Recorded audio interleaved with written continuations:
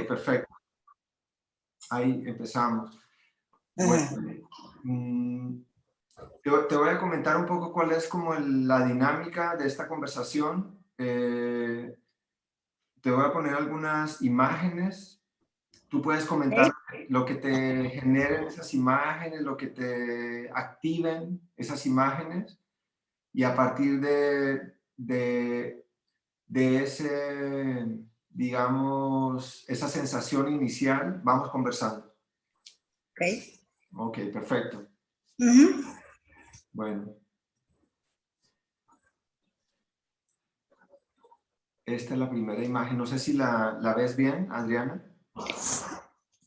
A ver, ahorita no veo nada todavía. Ah, a ver, perdón. Perdón. Ahorita no te veo a ti, me veo yo. Sí, discúlpame, es que no estaba compartiendo. Ok. ¿Ahora sí la ves?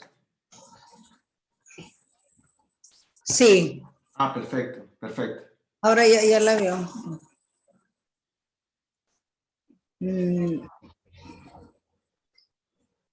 No sé si necesito acercarme más porque no le encuentro.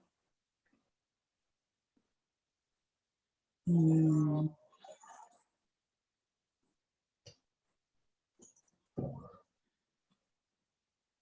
le encuentro como una forma definida. Mira, son como siluetas de mujeres superpuestas, pero que tienen el rostro recortado. Y están como escalonadas, como articuladas una arriba de la otra. Ajá. ¿Tienes un monitor de computadora? ¿Otro? No, que si tienes un monitor o estás viendo en el celular, tal vez es muy pequeño. No, estoy en la computadora. Ah, perfecto, sí. Son como siluetas recortadas de mujeres, y solo que el rostro no aparece. Ok.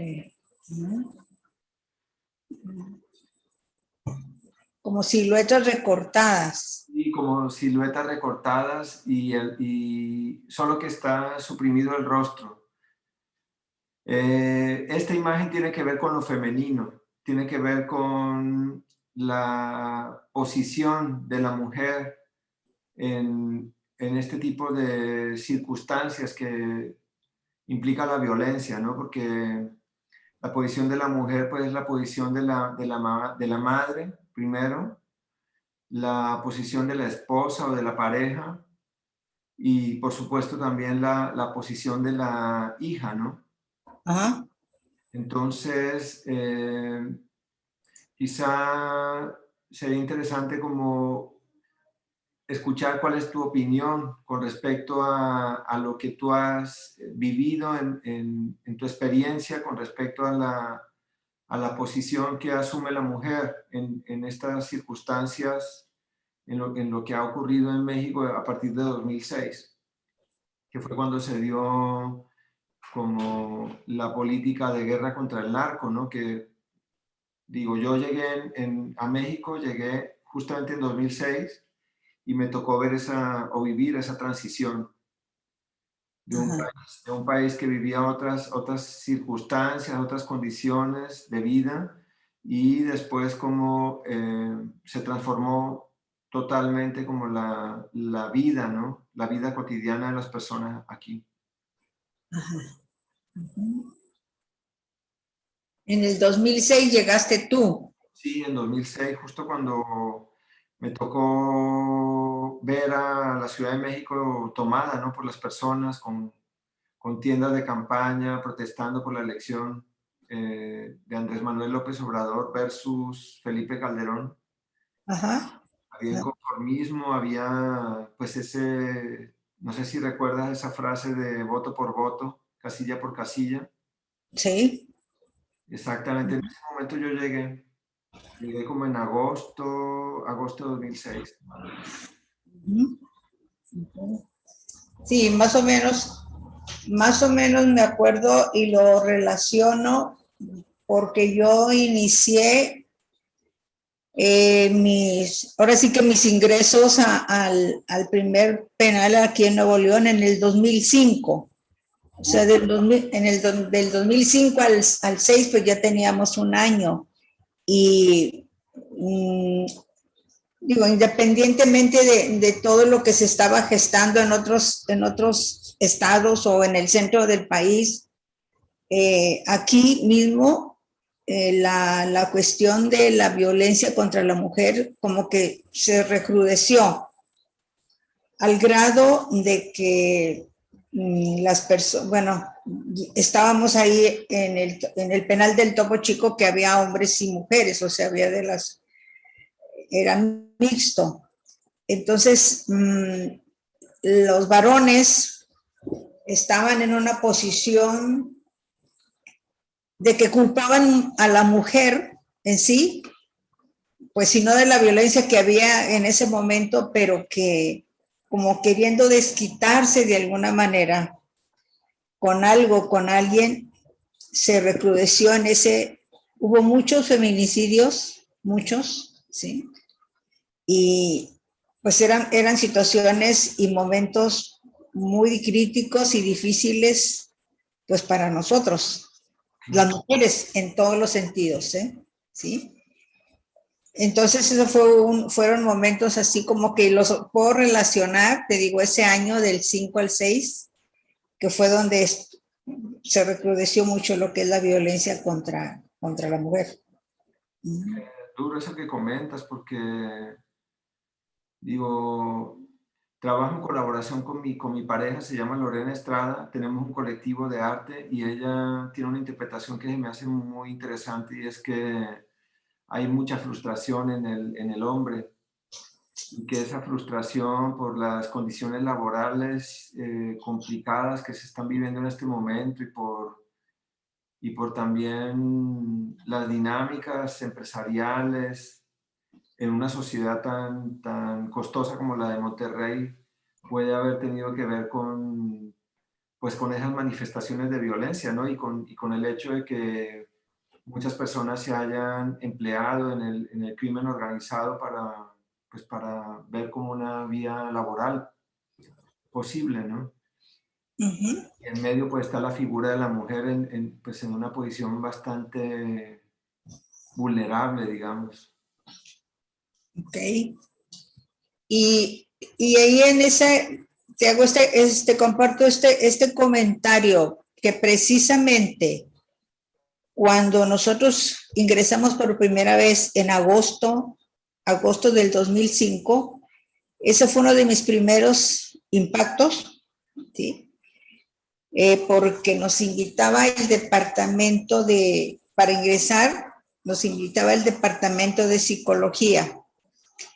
Y ese día que llegamos, yo vi una fila muy larga de mujeres formadas para ingresar, o sea, eran familiares, ¿sí?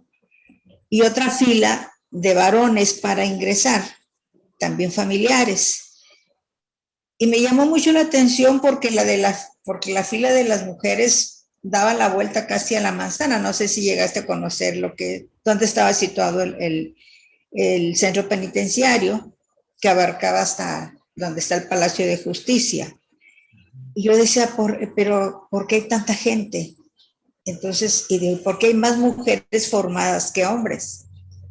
Y la explicación que me dio, pues te digo, ahorita que lo estoy recordando, me dice Carmen, que se llama la directora de psicología, me decía, te vas a encontrar muchas situaciones y vas a llegar a conclusiones ya cuando estés adentro, me decía. A los varones nunca, jamás les falta visita, ¿sí? Y la visita, en primer lugar va a estar la mamá, primero. Y luego, ya de ahí le sigue, pues la esposa, la pareja, la hermana, la amiga, la comadre, la vecina, porque muy solicitas iban a visitarlos, ¿sí? Y le digo, pues, y entonces la fila de hombres, de varones, van a visitar a las mujeres. Dice, pues sí, pero te voy a decir que eran muy contados, muy contados. Dice yo, pero ¿por qué tan pocos? Dice, porque mira, de inicio a la mujer, desde ahí empieza para ella como que es, te metiste en estas situaciones, a ver cómo le vas a hacer para resolverlas y salir. Y las abandonan hasta su propia familia. Wow, qué fuerte eso. Les quitan a sus niños. En ese momento, en ese entonces todavía ellas podían tener a sus niños hasta la edad de 6 años. Ahorita cambió lo que fueron todos los reglamentos y nada más se les permite estar con ellos hasta los 3 años. Ya con eso que ella me comenta y le digo, pero ¿cómo que se los quitan? Dice, sí, su misma familia les quitan a los hijos y terminan por abandonarlas. ¿Sí? Eso se me hizo tremendo, fuerte, doloroso, con mucho enojo. Dice yo, aquí en este espacio también repercute lo que era esa discriminación, esa que definitivamente quedas marcada. Entonces, desde ese momento, dije, pero no es posible.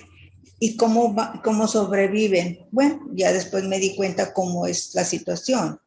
Pero desde ese momento, y te estoy hablando de precisamente en el 2005, ¿sí? O sea que prácticamente aquí ya había iniciado desde antes. Claro. Qué fuerte eso que comentan, no me lo hubiera imaginado, pues. Voy a ir pasando las imágenes y lo que se te vaya pasando por la cabeza, tú lo puedes comentar y vamos conversando. Ajá.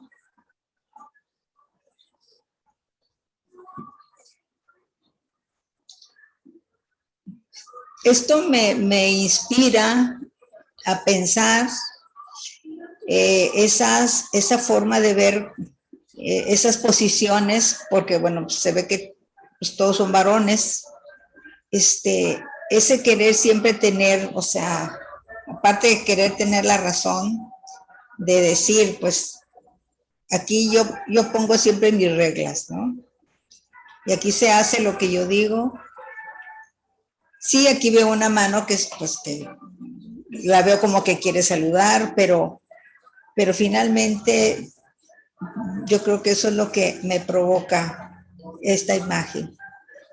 Ver esa posición, pues, de la parte de los varones y que siempre han querido, a lo mejor, bueno, no siempre han querido, pero a lo mejor muchos. Y mira que yo ahora sí que he estado en mundo de hombres porque mis hijos, yo no tuve hijas mujeres, sino puros hombres. Aparte aprendí, pues imagínate mucho con ellos, porque pues a lo mejor en mi entorno familiar pues éramos más mujeres, pero nada más uno sobrevivió un varón y decía, se me hacía así como que escuchar y luego ver personas tan impositivas, ¿sí? O con ese machismo, que a lo mejor de ahí partí para decir, pues yo creo que a los que yo tenga, si tengo hijos, y la manera de educarlos, quiero hacerlo diferente. Y en ese sentido, Adriana, ¿cuál sería esa manera de educarlos y hacerlos diferente para evitar, como bien sabes, que pues según las cifras hay 360.000 asesinatos desde 2006 y la mayor parte de ellos son hombres entre los 25 y los 35 años? Pues yo creo que precisamente empezando desde lo más niños, ¿sí? Desde que tengan uso de conciencia, uso de razón, que estamos en el mismo nivel, ¿sí? El hecho de que uno sea varón y la otra sea mujer, pero sentimientos, a lo mejor la complexión de su cuerpo sí es diferente, pero en el interior, pues todos tenemos lo mismo, ¿sí? Claro.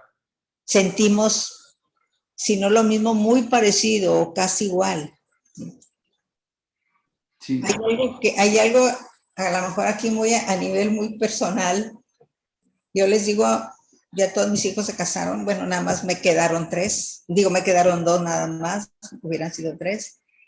Y yo les digo a mis nueras, les digo que yo siempre voy a ser una aliada con ellas, ¿sí? Y se los dije desde que se casaron.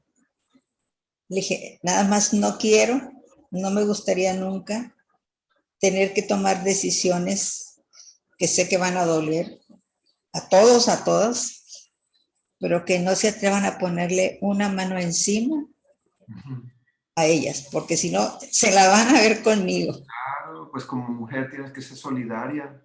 ¿Verdad? Claro. Sí. Está bien, porque pues nadie tiene derecho a usar la fuerza para convencer al otro, ¿no? De nada. Ay, Claro. primero la palabra. Esta imagen que te genera, Adrián, ¿cómo la ves? Son flores, ¿verdad? Sí, son flores. Son flores y veo flores, a ver, veo como unos lazos blancos, ¿sí? Bueno, me encantan las flores, pero las veo como que medio amarradas. Sí, están como amarradas en un abrazo. Ajá, ok, sí. Y casi veo como al lado derecho, así, o estoy acá, no sé si será alucinación, pero como el entorno de mujer y del otro lado de hombre. Sí, es una imagen que uno podría imaginarse, pero fíjate que esta imagen fue hecha a partir de una fotografía, y que duro decirlo, pero así es, de una fotografía de prensa de unos familiares que están a las afueras de un bar en Coatzacoalcos, en Veracruz, que se llama El Caballo Blanco. Después de un ajuste de cuentas entre cárteles, rafaguearon el lugar y después cerraron la cortina de metal y le echaron fuego, ¿no? Estos salvajes. Entonces, estas personas que están abrazando son familiares de alguien que falleció y ellos acaban de enterar de ese hecho. Ok. ¿Ese evento tiene poco? Eso pasó en 2020, sí. No. Una semana después, yo estuve ahí una semana antes en Coatzacoalcos.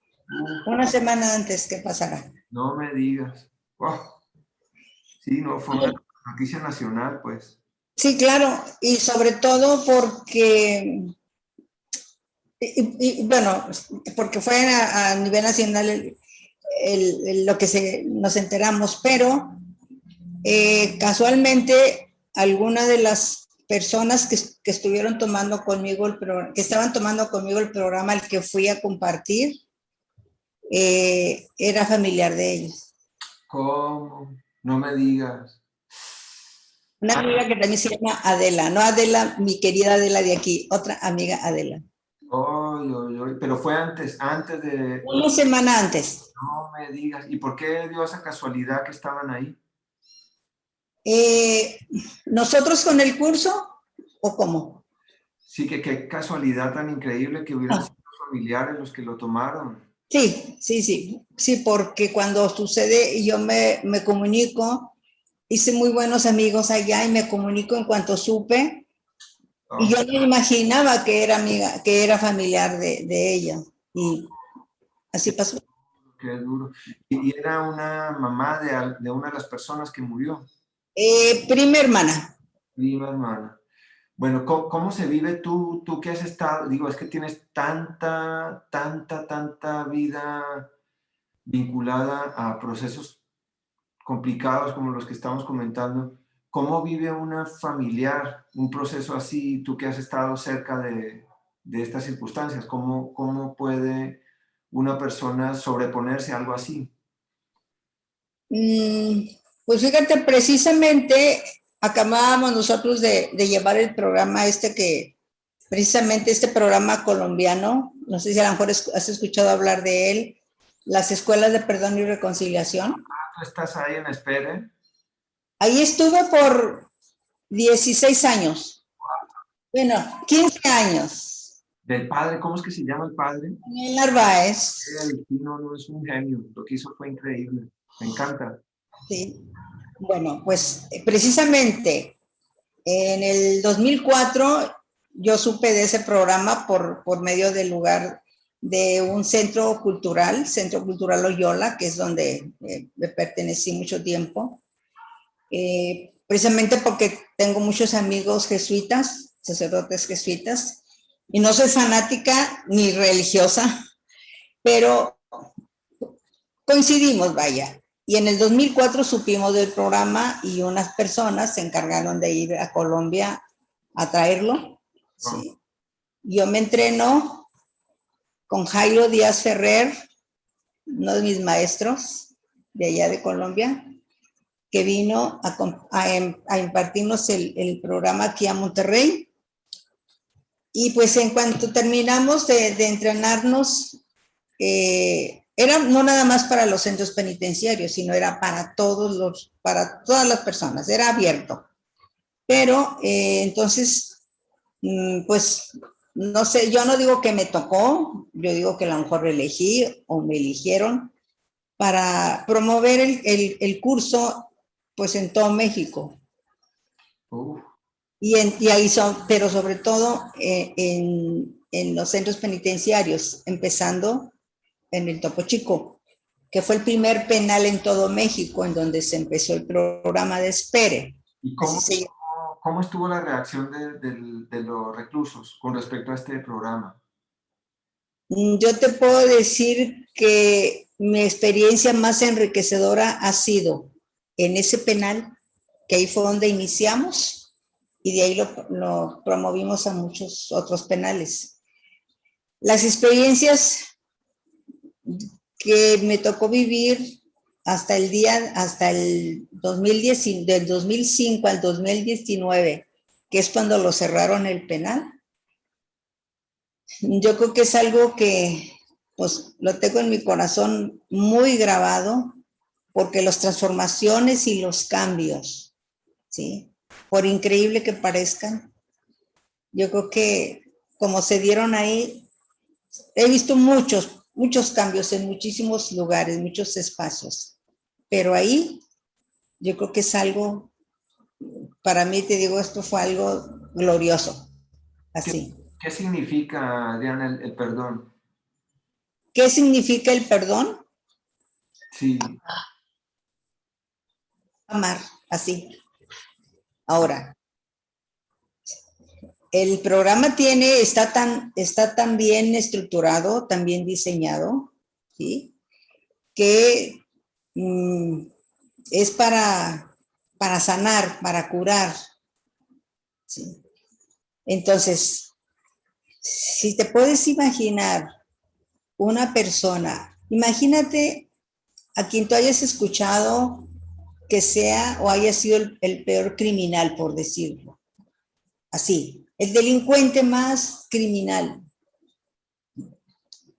y que logre hacer una transformación interior. ¿Has podido ver eso? Sí. Wow. Sí. ¿Y cómo ocurre ese cambio? ¿Cómo es posible que eso ocurra? Porque fíjate que precisamente ahí te va esto, mira. Dentro del... Hay una lista, por llamarlo de alguna forma, que todas las personas, ahí fue estructurado en Colombia, este taller es un curso taller pensando precisamente en las víctimas, ¿sí? Se estructuró y se hizo para víctimas, ¿ok? Bueno, las víctimas, pues son quienes, entre comillas, necesitamos perdonar al que nos victimizó, al que nos hizo daño y etcétera, ¿sí? Nada más que cuando las personas, o sea, todas las personas hemos sido víctimas también, pero también victimarios. Y a veces perdemos si no el piso, perdemos la noción de que nosotros nos han hecho mucho daño, pero también lo hemos hecho, ¿sí?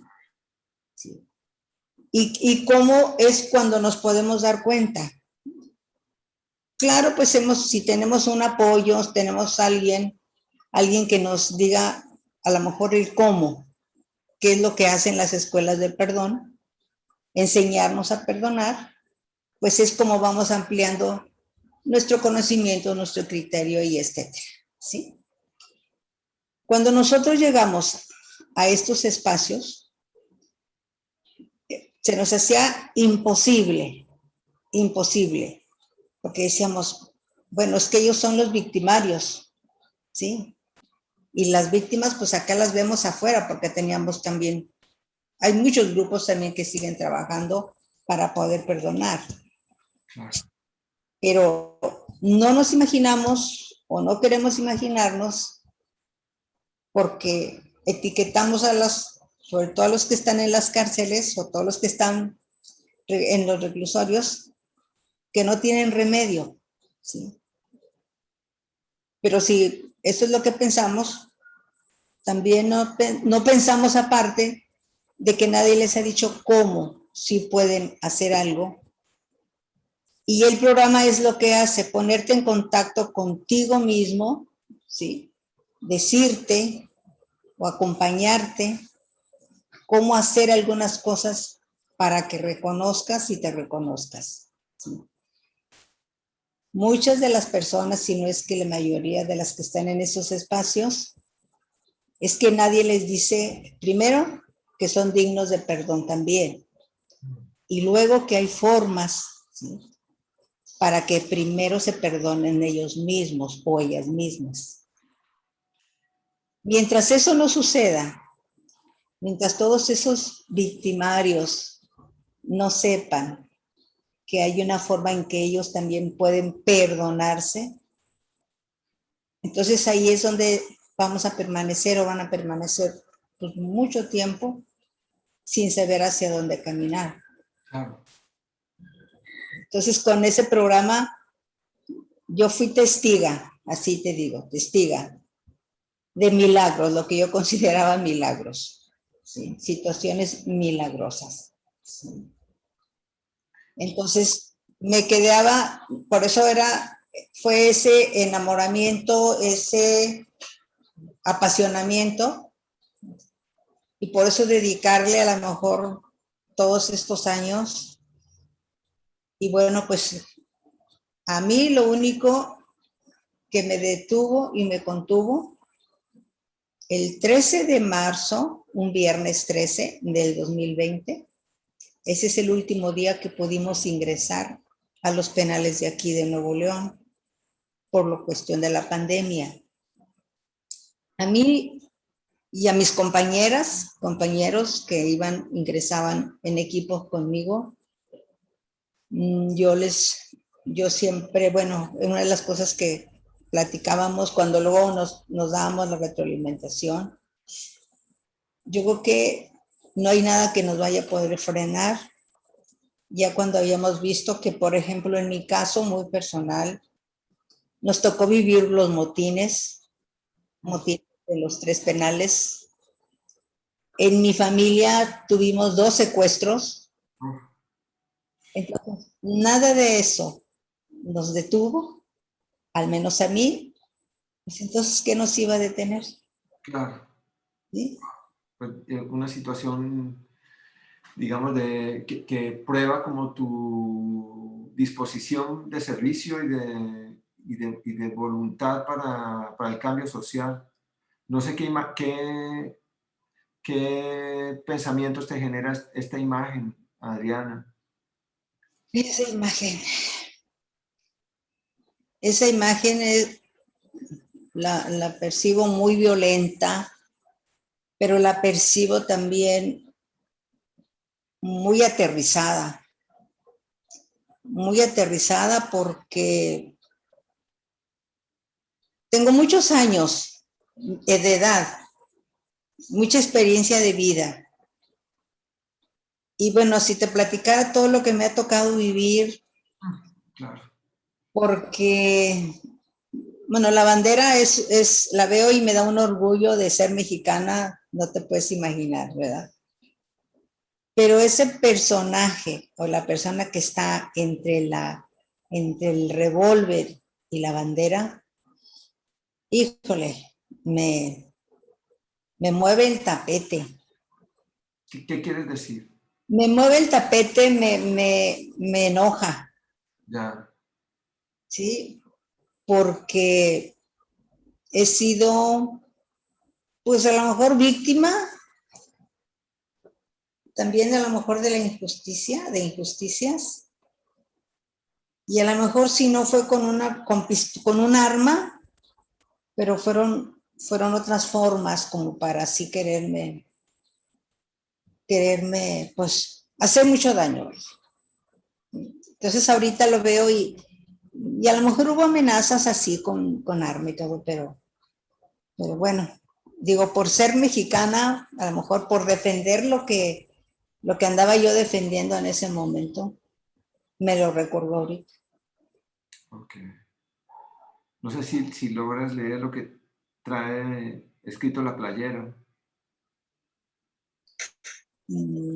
Dice, te buscaré hasta encontrarte. Sí, ¿Sí? Híjole, eso me duele el alma. claro. Me duele el alma, te voy a decir por qué. Porque eh, precisamente con el programa este de las escuelas del perdón, pues me tocó muchas veces estar en Sinaloa. Muchas. La última ocasión en que estuvimos, digo porque te digo casi nunca andaba sola, era siempre con parte de nuestros equipos. Nos invitaron precisamente a entrevistarnos, a platicar con las personas que tienen familiares desaparecidos. Fue en el fuerte, precisamente estando, a eso fuimos también cuando estuvimos en Coatzacoalcos. Ah, ok. ¿Sí? Luego nos fuimos a Los Mochis y luego nos fuimos al fuerte. Pero nos fuimos a entrevistar precisamente con los familiares de las personas que tienen familiares desaparecidos. Y esa frase, si vieras cómo la escuché, Ya. Uf. ver a las personas, bueno, ya no tuvimos la oportunidad de ir porque pues nos amenazaron de que teníamos que dejar las cosas así.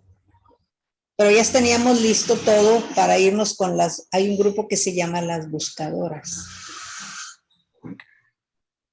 Pero platicar con ellas, ver sus fotografías, ver sus videos de cómo en su desesperación y en su dolor, jalar la tierra con las manos, híjole, eso me partió el alma.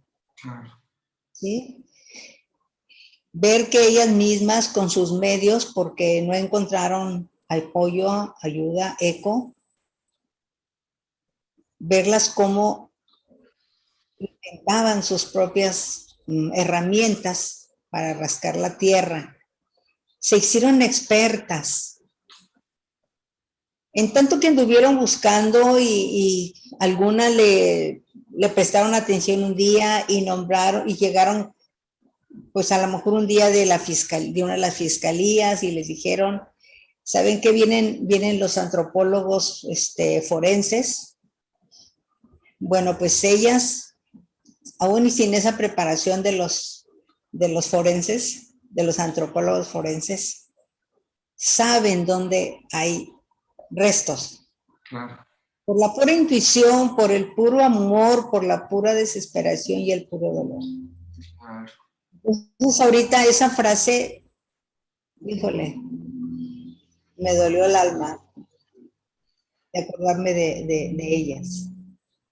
Fíjate, Adriana, esta imagen está hecha con dos diferentes. La que está abajo a la izquierda es una, como se dice en Brasil, una favela o una villa miseria o una colonia que ha sido autoconstruida. Y la que está arriba a la derecha es un penal de alta seguridad construido con todo el presupuesto en el sexenio anterior. Hay como un diálogo entre esas dos imágenes. Mm. ¿Tú conoces algún penal? Sí, en Colombia conocí penales. Tuve esa experiencia cuando era niño porque a un amigo de mi papá lo judicializaron y estuve en prisión. Y es complicado entrar a un penal y es un, es un ritual de paso, no es una cosa fácil. Ujú. Pero me imagino que mucho menos fácil es vivir adentro, ¿no? Porque pues sí, allá en Colombia se le dicen patios a las secciones, ¿no? Y hay patios que son de alta peligrosidad, digo, están divididos los reclusos. Y sí se siente una amenaza, un peligro. También tuve un amigo que estuvo en prisión, nunca me dijo por qué, yo estudié con él y me contaba cosas muy impresionantes del penal, de Sí. cómo era la vida en el penal, de que había que dormir con un ojo abierto, de que ocurrían cosas muy fuertes, ¿no? Que estaba en peligro tu vida, tu dignidad, tu ser, ¿no? En muchos sentidos. Ah, Eso es lo que yo conozco de los penales. ok. Entonces me dices que del lado izquierdo, eso Es- donde están como los techos de la mina. sí, exactamente. Mm, ¿has ido a Brasil? No, nunca he estado en Brasil. Bueno, a mí me dieron ahí la certificación del Espere. Y me tocó ir nos tocó ir a una favela. A una que sí se podía entrar, porque no se puede entrar. Y eso nada más a las atrevidas, porque éramos extranjeros y aparte turistas y era un gran riesgo, ¿sí? Claro. Pero, mm, bueno, pues, no sé, tú vives aquí, ¿verdad? Sí, vivo aquí en Monterrey, ¿Por qué rumbo vives? en el Cercado. En el Cercado. Bueno, pues allá está bonito y tranquilo, bueno, entre comillas. Ay, ¿verdad? Bueno, no, te digo por esto, o sea, no porque ando investigando tu vida, sino, bueno, si conoces, has escuchado hablar ahí, o pasas por ahí, el Cerro de la Campana, La Risca, Sí, claro. ese cerro, ¿ya has ido? Bueno, pues yo daba clase, digo, sigo dando clase en la uni, en la sede de Mederos, en artes visuales. Ah, ok. No, yo no sé conducir, ¿no? Entonces, antes vivía en el centro y tomaba los camiones que pasan por el Cerro de la Campana, ¿no? En la tarde, en la noche, en la mañana. Ajá, Ese es mi contacto. Y también, digo, he caminado la zona del Indepe, pero más pegado a Morones Prieto. ok, sí. No, no, ni a qué ir hasta allá, ahora sí como dicen, hasta arriba del cerro, ¿sí? No, yo te hago, no es que sea una comparación, pero bueno, en Brasil estamos hablando de que pues igual, o sea, son personas con esas carencias económicas y de todo, ¿sí? Y que de alguna manera han tenido que sobrevivir y vivir, sobrevivir para poder vivir. Y pero situaciones muy parecidas te las encuentras aquí, precisamente, en el Cerro de la Campana. ¿Has escuchado hablar de este músico que se llamaba Celso Piña? Sí, claro. Y ¿Cómo no? que ahorita tiene como un museo, hicieron en su casa un museo. Ah, no sabía. ¿En dónde? Ahí en el Cerro de la Campana. Sí, sí, sí, pues ahí era él nació, vivió ahí siempre, ¿sí? Pero bueno, a lo que voy es esto, que precisamente, o sea, esos lugares, pues son tan parecidos. Y también, pues, si tú, bueno, hemos escuchado, o a nosotros no nos tocó ver ningún acto violento en Brasil, pero aquí pues estamos muy cercanos y claro que pues esto es el pan de todos los días, ¿sí? Aparte, precisamente también con el programa, te digo, con el programa de las escuelas del perdón, pues se han dado en muchísimos lugares y buscando precisamente los más vulnerables para esto, porque el estilo de vida de esos lugares, pues es en donde son caldos de cultivo para la violencia.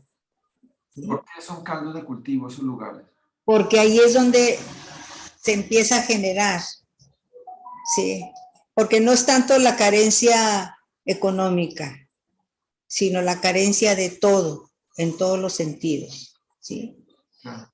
Porque si te das cuenta, pues el hacinamiento, la falta pues de lo básico, así, que no tienen agua, no tienen luz, no tienen muchas cosas. No. Y si no las tienen, pues a ver, se las proporcionan de alguna forma, van y se conectan de algún lugar o algo. Pero ahí, en ese entorno familiar, pues nada más imagínate, o sea, ¿qué aprenden? De cómo viven. Esa es una de las, para mí, una de las cosas que también yo creo que es uno de lo que va provocando dentro de esa necesidad es, si no conozco otra cosa, pues por ahí le sigo. Esto es lo que estoy aprendiendo y esto es lo que sé hacer. ¿Sí? Y si a lo mejor tengo un poquito de, no sé, de conciencia en el sentido de que si alguien, coincido con alguien en la vida y me dice, pues mira, hay otras formas de vivir y de hacer las cosas, y pues a lo mejor pruebo y hago el intento a veces o lo hago y me doy cuenta y salgo de esos lugares, pero no te imaginas la cantidad de personas que tenemos en los centros penitenciarios. Yo trabajo también con los centros de rehabilitación de adicciones y esa se cuenta, es así como que es un modelo, ¿sí?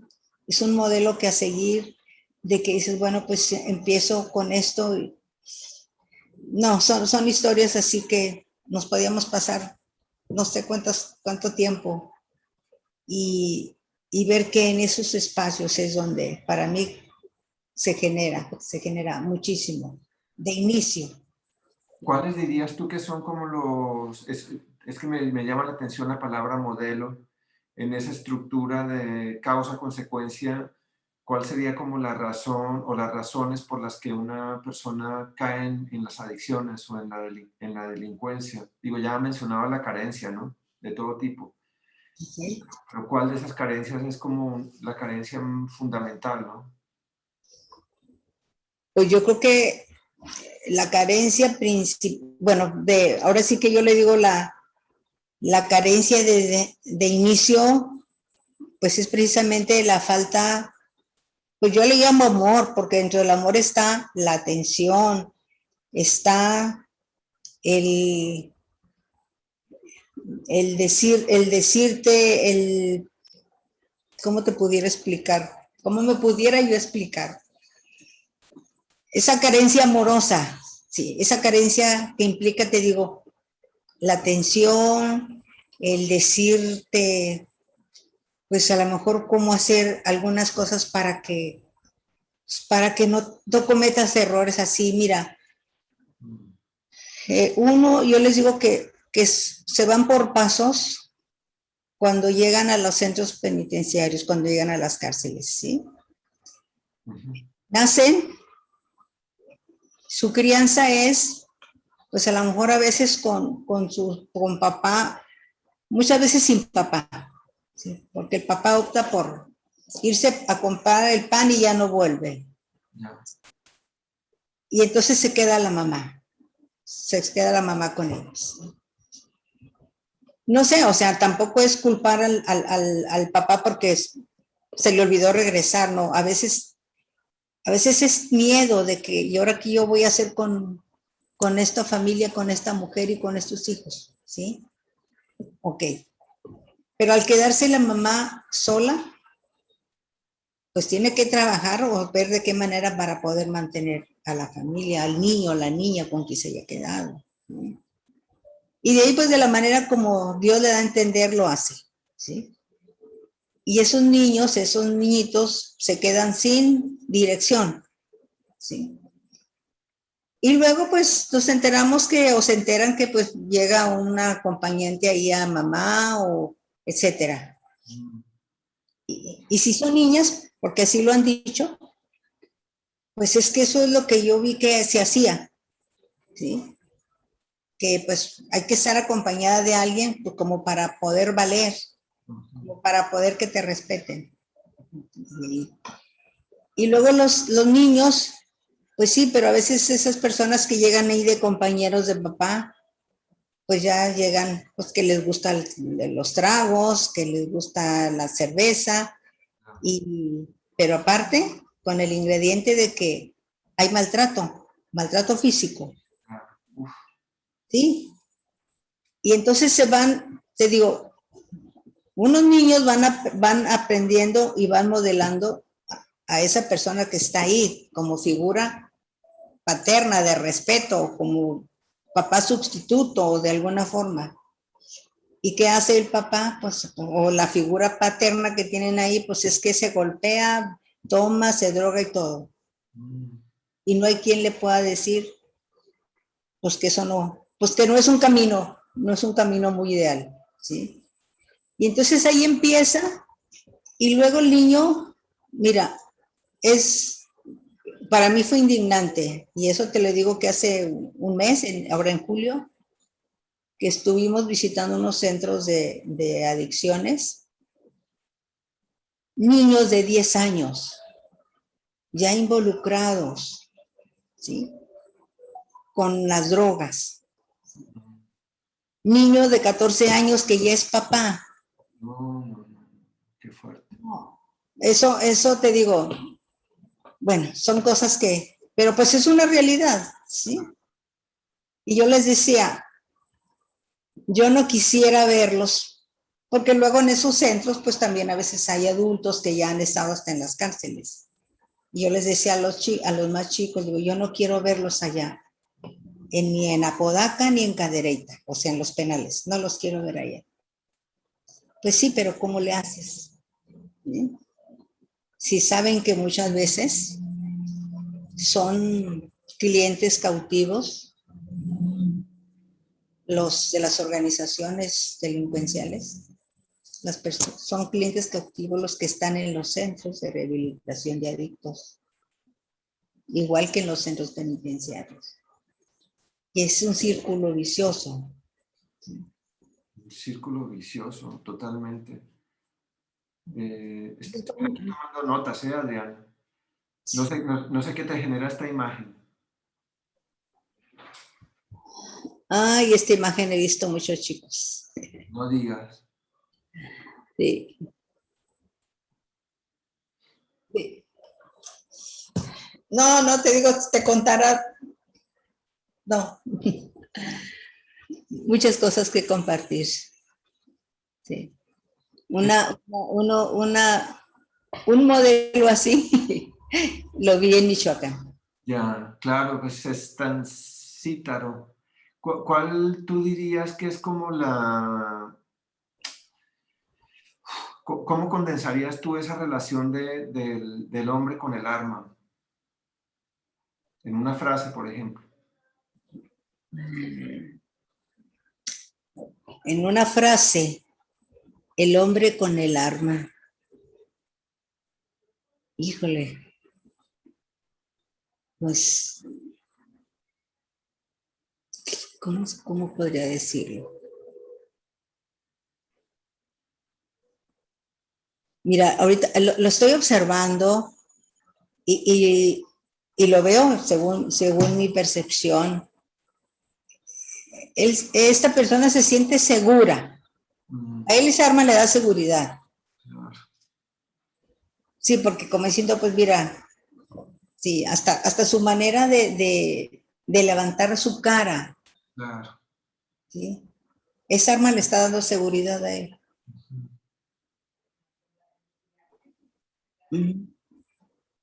Sí, totalmente. Cuando, Te da perdón. también un poder, ¿no? Un poder de hacer cosas Sí, claro. que sin ella pues no podrías tal vez.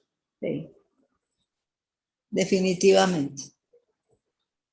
¿Y qué ocurre, por ejemplo, tú que has estado en ese contexto del penal, qué ocurre con estos hombres que tenían armas y de un momento para otro ya no tienen o no tienen de la manera que tenían cuando estaban afuera?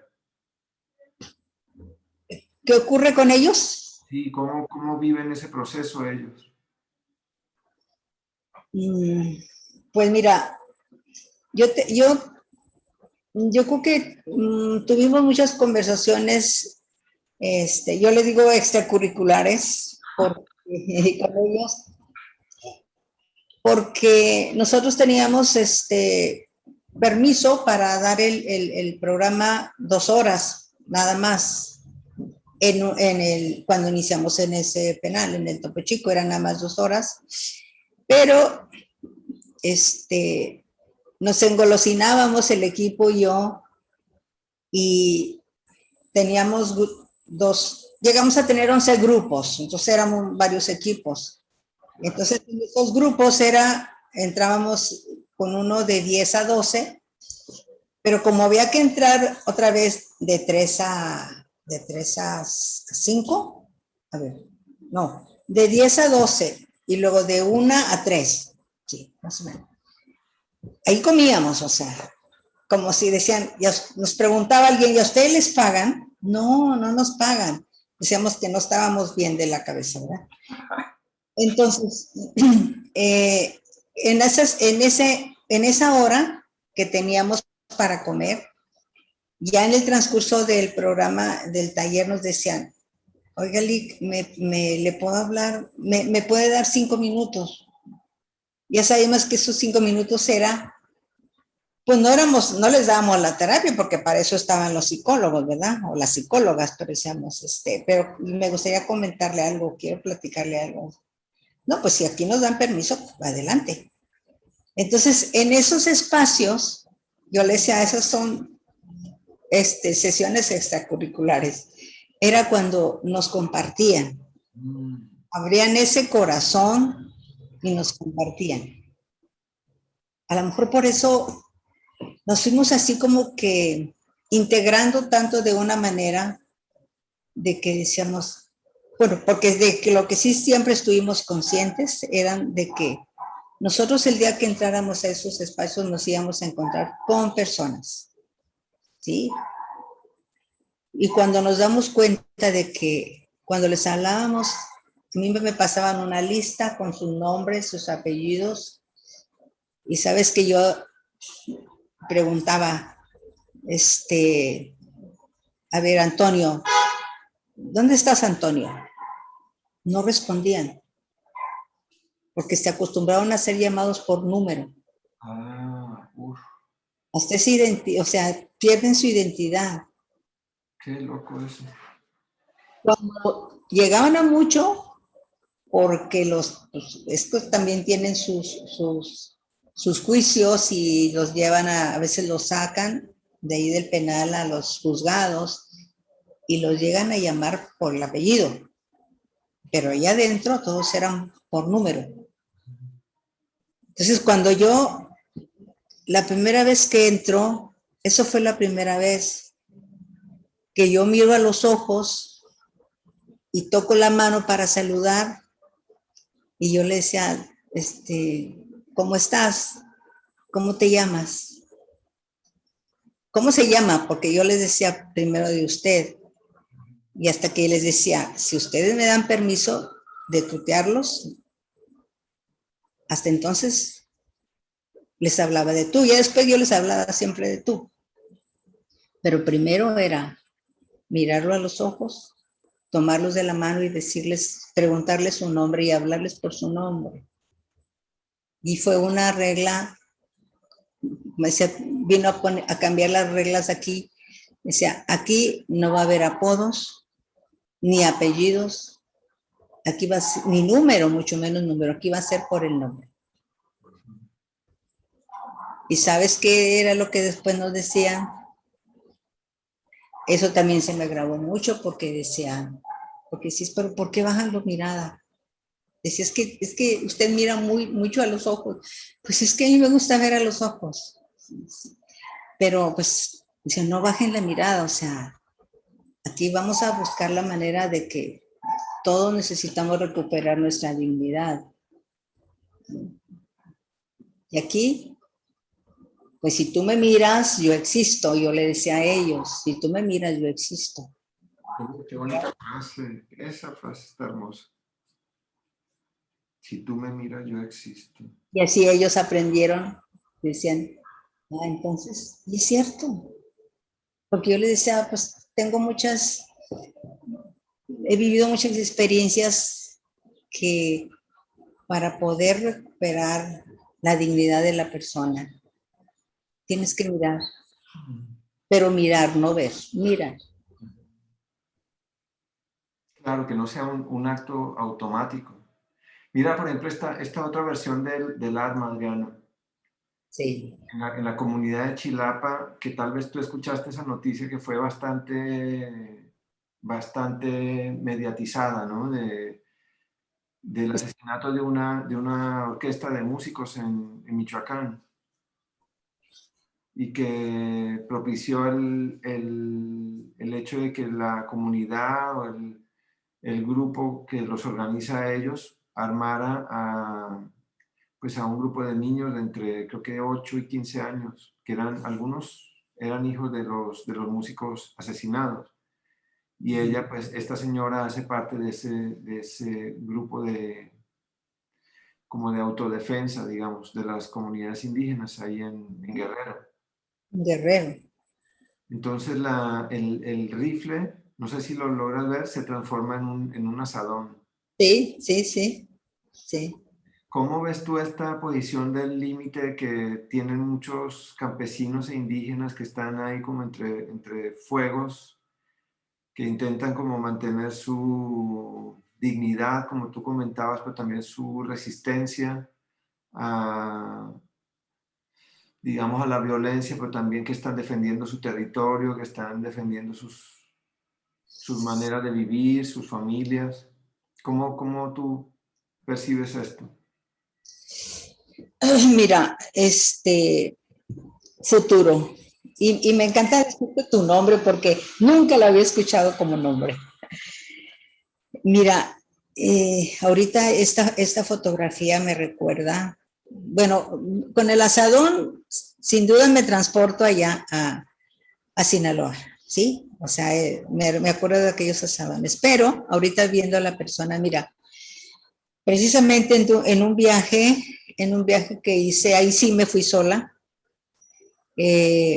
porque me iba a ir íbamos a ir a dar ese programa, y junto con otro programa,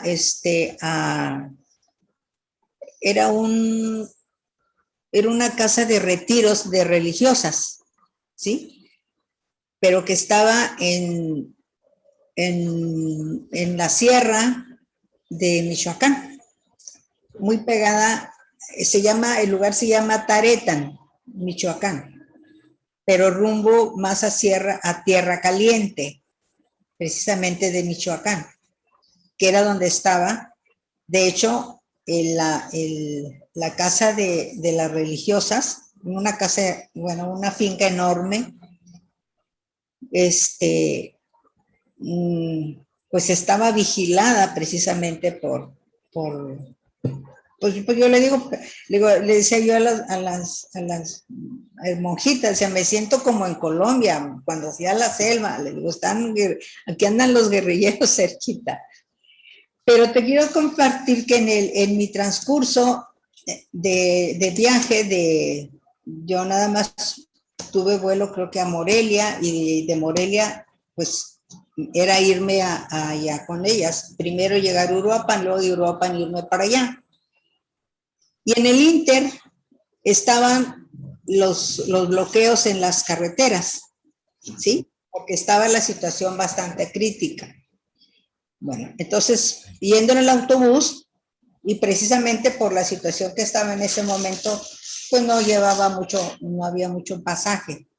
Yo me acuerdo que íbamos cuando mucho 10 personas, pero me iban monitoreando porque pues tenían ese pendiente, pero ya teníamos precisamente allá ese compromiso y aparte las monjitas sí no se atrevían a salir, aunque monjitas guerrilleras, yo también le decía, pero si ustedes están en el mero, la línea de fuego, pero al contrario, ellas las cuidaban también. Bueno, en ese inter, ya para ir hacia a donde estaban ellas, nos paran los autodefensas, ¿sí? Pusieron en la carretera, ahí en el camino, troncos de árboles y el autobús ya no pasa, ¿sí? No, pues yo iba acá, pues en otras cosas y ya no me fijé cuando ya se paró. Y el autobús, no sé si has viajado por aquí en los autobuses de aquí, que hay unos que te cierran todo, tú ya no ves ni al conductor, vas tú nada más hacia atrás. Pues que no se movía, pero yo iba leyendo, no me acuerdo qué iba haciendo. Yo decía, pero ¿por qué no avanzamos si ya tengo mucho? Yo iba en los asientos de adelante, digo, como iba casi, digo, vacío. Y hasta que veo que entonces el conductor abre la puerta y me dice, disculpen, pero ya no podemos seguir, ya no podemos continuar. ¿Por qué no podemos continuar? Dice, no, dice, pues asómense. Cuando dijo asómense, dije, ah, caray. Y digo, ¿qué pasó? Eran puras mujeres, ¿sí? Pero eran mujeres con palos, sí, pero traían sus niños. Entonces, pero ¿y ellos quiénes son? Pues dicen que son los autodefensas. ¿Verdad? Pero puras mujeres, sí, puras mujeres. Pero ya no podemos continuar. Pero excuso decirte que el conductor estaba muy nervioso, pues claro, pues no saben ni qué va a pasar. Y bueno, pues, ¿y ahora qué toca hacer?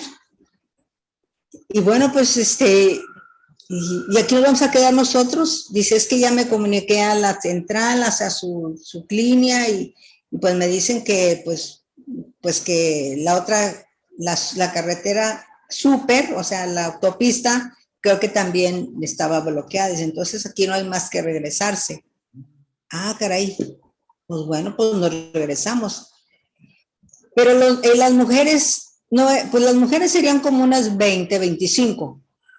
Algunas traían niños.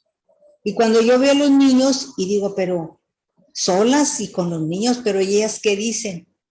A lo mejor he sido muy metiche luego de repente, ¿verdad?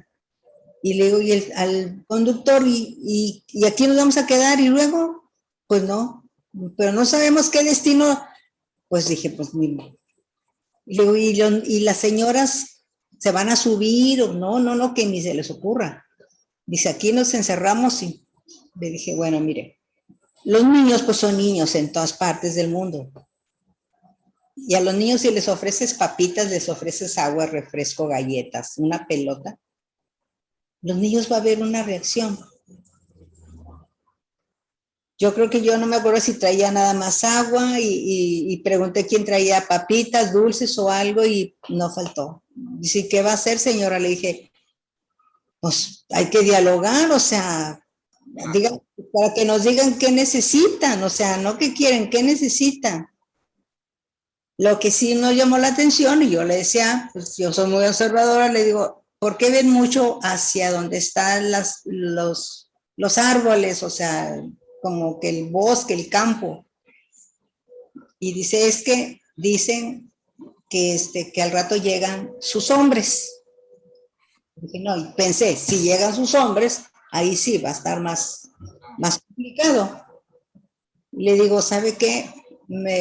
¿Puedo bajar? No, usted no puede bajar. Dije, vamos a darle agua a los niños. No, no puede bajar, porque si le abro la puerta se sube. Dije, pero usted ya la abrió. Dijo, sí, pero pues nomás para decirles, pues nada más ábrale para darles agua. y sabe qué, y galletas, alguien salió con galletas, papitas y todo, pues vamos a darles. Y pues como siempre hay una líder, ¿verdad? Un líder ahí al frente y cuando abre la puerta le digo, papitas para los niños o agua, ¿quién necesita? Pues claro que los niños, pues claro que pedían. Y las mujeres, pues al fin mamás, pues claro que pues, mi hijo necesita. Pues ya les dimos las cosas y el chofer casi nos aprieta la mano porque ya métanse. Y dije, bueno, pues no faltó quien saque más cosas y digo, otra vez vamos a hacer el intento. Y yo sí cuando bajamos la segunda vez le digo, ¿qué necesitan? ¿Por qué están aquí? ¿Qué están haciendo? Dice, mire, pues yo creo que no les había preguntado a nadie. Hace 15 días vino el presidente, que en ese entonces era Peña Nieto. Ya dije, no digo decir. Va a venir, dijo el presidente, y nos puso aquí unas mesas para dejar las armas, ¿sí? Y luego los inscribieron porque les iban a dar trabajo. Pero, muy bien, se apuntaron todos, dejaron todo, y como a dice, como a las 3, o sea, al ratito ese, pero como a las 3 horas vinieron por ellos. Y desde entonces no los vemos. Entonces ahorita, los maridos de otras de las de ellas, pues ellos andaban haciendo su lucha armada ahí, dividiéndose unos ahí en los caminos, ¿sí? Queriendo hacer que no supe. Dije, qué bueno que no supimos, ¿sí? Pero le digo, pero ¿saben qué? Los niños, a mí yo me iba por el lado de los niños, le digo, los niños, ¿por qué lloran? ¿Tienen hambre? ¿Tienen frío? ¿Qué tienen? No, pues es que si no nos podemos ir, le digo, pero ¿por qué no se pueden ir? Le digo, ustedes díganle que nunca pasó el camión, o sea, el autobús nunca pasó. Entonces yo creo que yo pienso que era más, ya los niños ya estaban muy desesperados y ellas también. ¿Sí? Que las convencimos y se fueron. Y ahorita que vi esa imagen de la mujer, dije, híjole. ¿Sí? Y ellas andaban buscando noticias y que le regresaran a sus maridos. ¿Y sus maridos estaban detenidos o estaban como? ¿O dónde estaban esos maridos? Si se lo llevó los soldados, no supimos. Ah, es que claro, no. Como que dicen, nos engañaron. Dice, es que nos engañaron. Ah, ya. Le pusieron las armas, firmaron, pero supuestamente habían firmado como que trabajo. O sea, entregaron sus armas y se los llevaron. ¿Sí? Y eran indígenas. Sí, pues eran de ahí, de esa parte. No, es que esas historias son de... No. Es que, mira, esta imagen tenía una imagen adicional que era la imagen de un niño con un arma que se convertía en guitarra. Pero pues de ahí saltamos al adulto, ¿no? Al adulto que está, pues, esposado, ¿no? Sabemos que, pues, en México hay un nivel muy alto de impunidad y que es una de las razones por las que se cometen los delitos, ¿no? Pues la gente delinque porque sabe que en el fondo pocas son las personas que van a ser judicializadas. Y sabemos que los penales, por ejemplo, están controlados por el narco, que están controlados por la delincuencia organizada, como se le dice, ¿no? Ajá.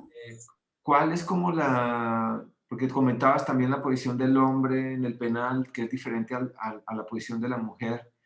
¿Cuál es la imagen que existe actualmente del hombre cabeza de familia? ¿Cómo la percibes tú en esa frontera entre el sujeto que está en el penal, el padre que no se hace responsable de sus hijos y el padre que está al frente de una familia, posiblemente empleado, ganando poco dinero en el lugar donde trabaja o con un trabajo inestable y posiblemente donde la mujer también tiene que trabajar para mantener una familia? ¿Cómo percibes tú la posición del hombre?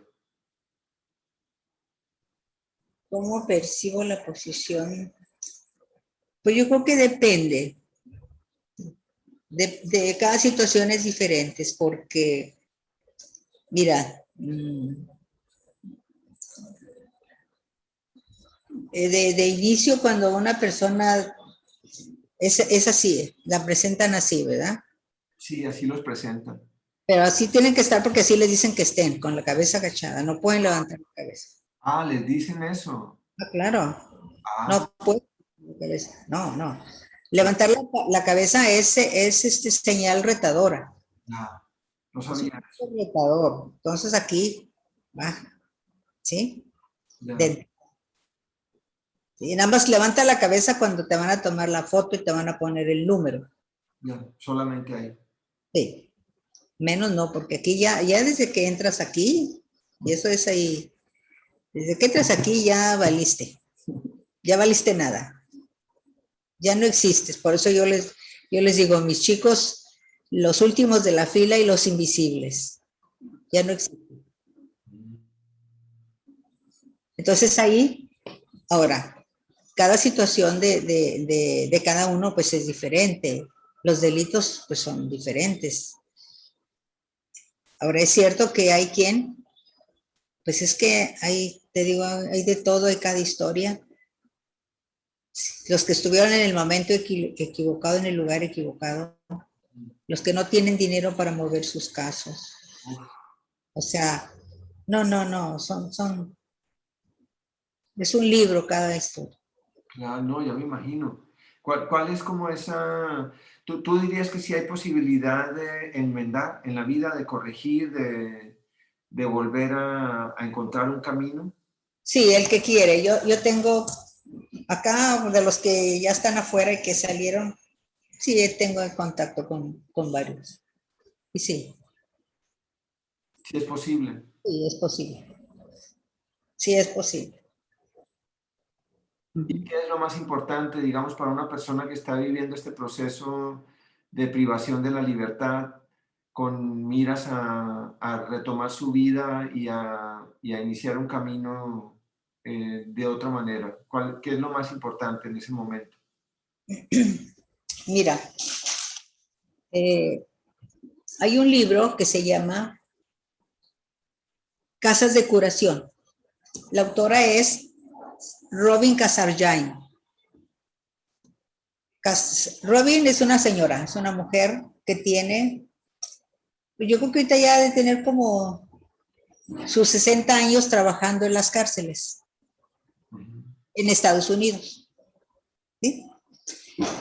Ella vino a darnos un entrenamiento hace unos 8 años, a lo mejor, precisamente a quienes trabajamos en los centros penitenciarios. Y a mí ese libro pues siempre nos los regaló, que era como parte de nuestro material. Se llama Casas de Curación. Ella considera unas casas de curación o de sanación en las cárceles. Está muy interesante ese libro, ¿sí? Porque para muchos de ellos y de ellas son los espacios cuando se dan cuenta que le encuentran el sentido a estar ahí, para que necesitan, que están ahí para algo, ¿sí?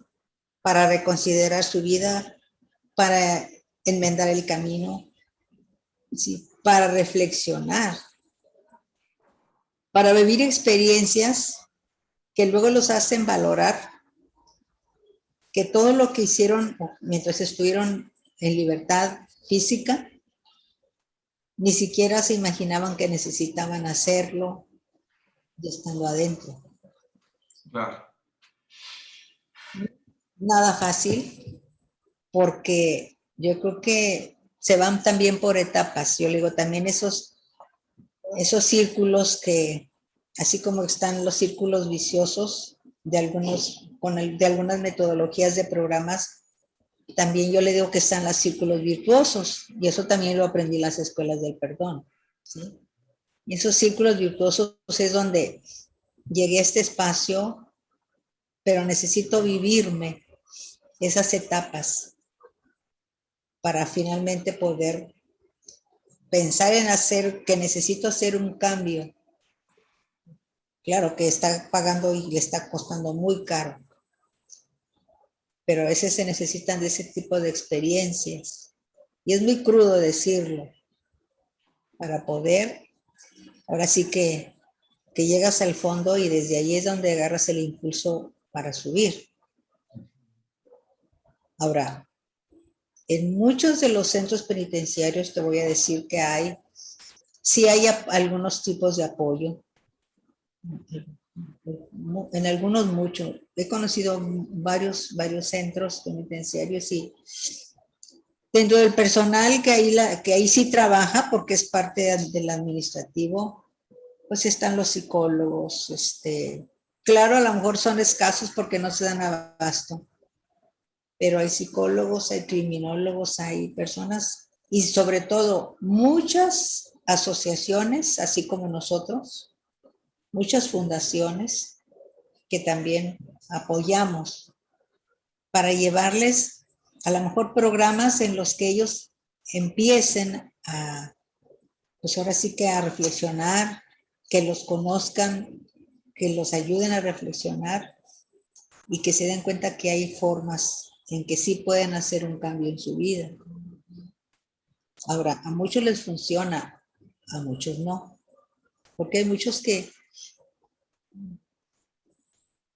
pero te voy a decir que cuando a mí me lo platicaron, yo no lo podía creer.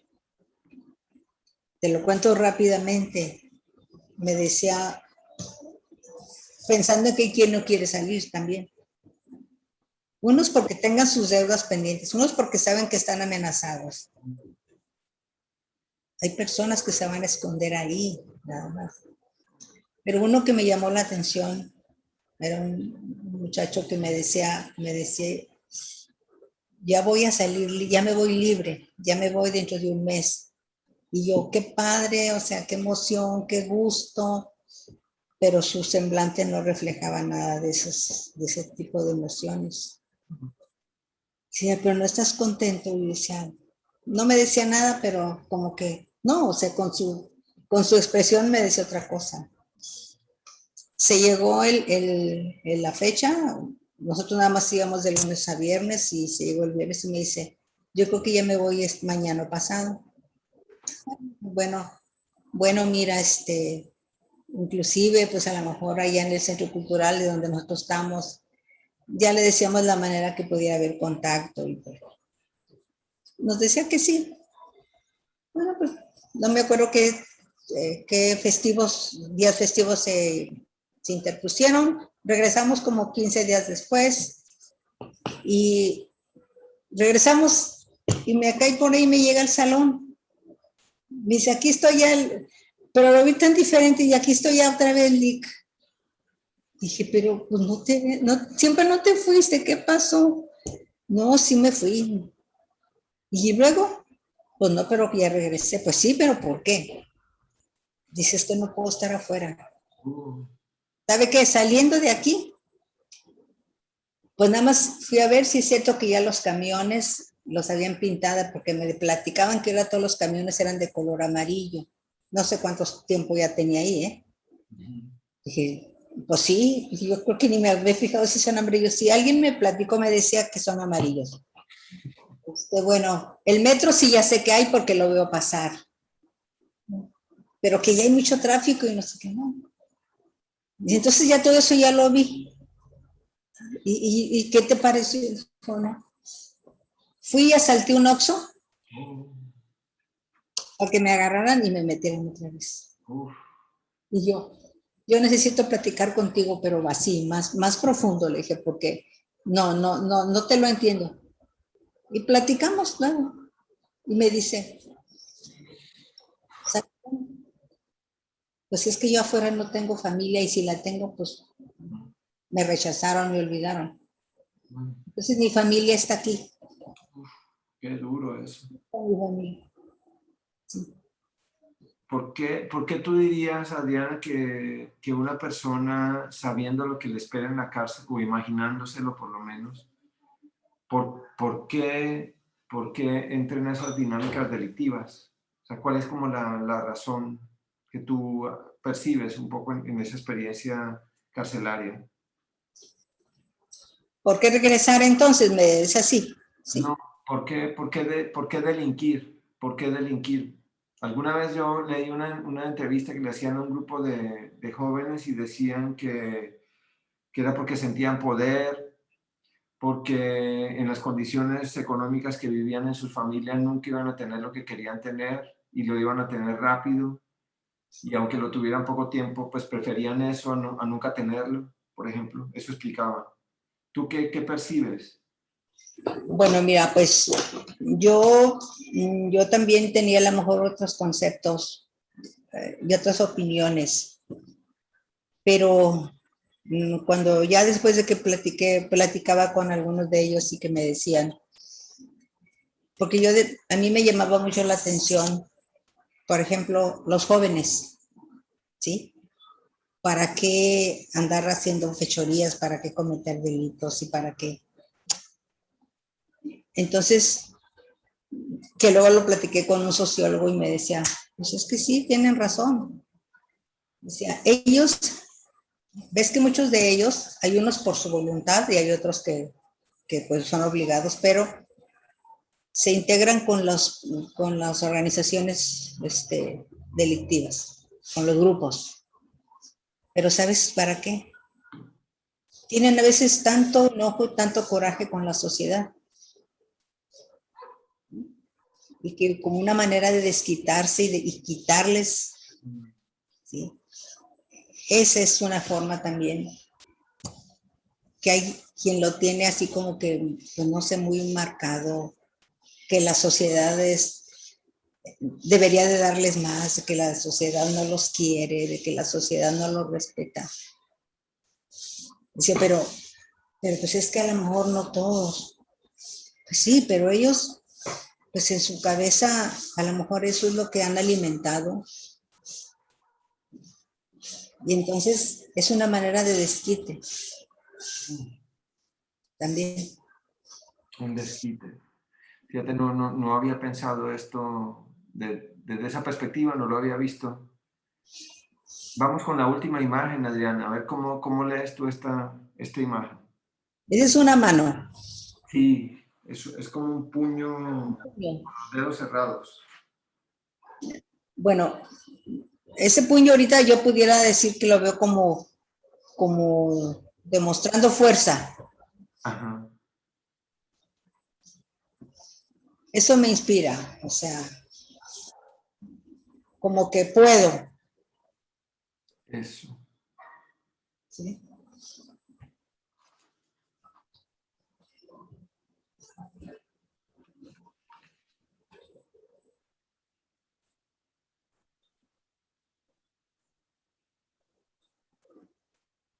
Como que de lucha, sí, también. Ajá, también de lucha.